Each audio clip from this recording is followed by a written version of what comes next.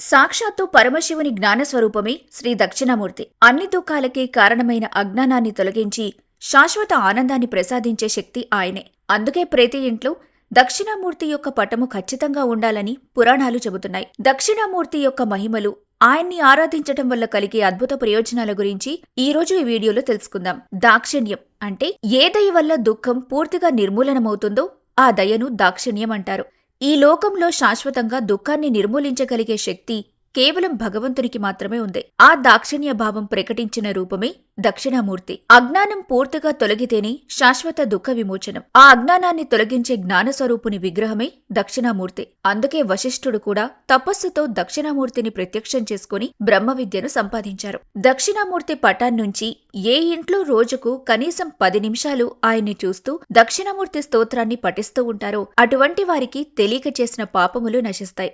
వారికి రాబోయే కష్టాలు, ఆటంకాలు తొలగిపోతాయి. దక్షిణామూర్తి వారిని రక్షిస్తారని పురాణాలు స్పష్టం చేస్తున్నాయి. దక్షిణామూర్తిని ఆదిగురువు అని పిలుస్తారు. ఆయన విగ్రహాన్ని పరిశీలిస్తే ఒక అద్భుతమైన రహస్యం కనిపిస్తుంది. మకర కుండలం. కుడి చెవికి మకర కుండలం, ఇది పురుషుల అలంకారం. తాటంకం. ఎడమ చెవికి తాటంకం, ఇది స్త్రీల అలంకారం. ఈ అలంకారాలు దక్షిణామూర్తిగా సాక్షాత్కరించింది శివశక్తుల సమైక్య రూపమేనని తెలియచేస్తాయి. అందుకే లలితా సహస్రంలో దక్షిణామూర్తి రూపిణి సనకాది సమారాధ్య శివజ్ఞాన ప్రదాయిని అని అమ్మవారు కూడా దక్షిణమూర్తి రూపంలో ఉన్నట్లు వివరిస్తుంది. పరమ జ్ఞానమూర్తి అయిన ఈ ఆదిగురువును స్తుతిస్తూ ఆదిశంకరులు రచించిన దక్షిణమూర్తి స్తోత్రం బహుళ ప్రసిద్ధి చెందింది. స్వామి ఆరాధన సకల విద్యలను ప్రసాదిస్తుంది. ఐహికంగా బుద్ధిశక్తిని వృద్ధి చేసి విద్యలను అనుగ్రహిస్తుంది. పారమార్థికంగా తత్వజ్ఞానాన్ని ప్రసాదించే దైవం దక్షిణమూర్తి.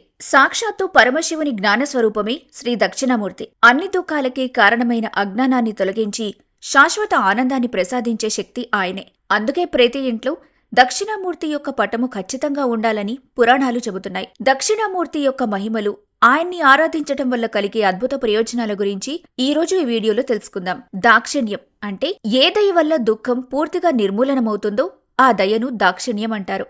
ఈ లోకంలో శాశ్వతంగా దుఃఖాన్ని నిర్మూలించగలిగే శక్తి కేవలం భగవంతునికి మాత్రమే ఉంది. ఆ దాక్షిణ్య భావం ప్రకటించిన రూపమే దక్షిణామూర్తి. అజ్ఞానం పూర్తిగా తొలగితేనే శాశ్వత దుఃఖ విమోచనం. ఆ అజ్ఞానాన్ని తొలగించే జ్ఞానస్వరూపుని విగ్రహమే దక్షిణామూర్తి. అందుకే వశిష్ఠుడు కూడా తపస్సుతో దక్షిణామూర్తిని ప్రత్యక్షం చేసుకుని బ్రహ్మ విద్యను సంపాదించారు. దక్షిణామూర్తి పటాన్నుంచి ఏ ఇంట్లో రోజుకు కనీసం 10 నిమిషాలు ఆయన్ని చూస్తూ దక్షిణామూర్తి స్తోత్రాన్ని పఠిస్తూ ఉంటారో అటువంటి వారికి తెలియక చేసిన పాపములు నశిస్తాయి.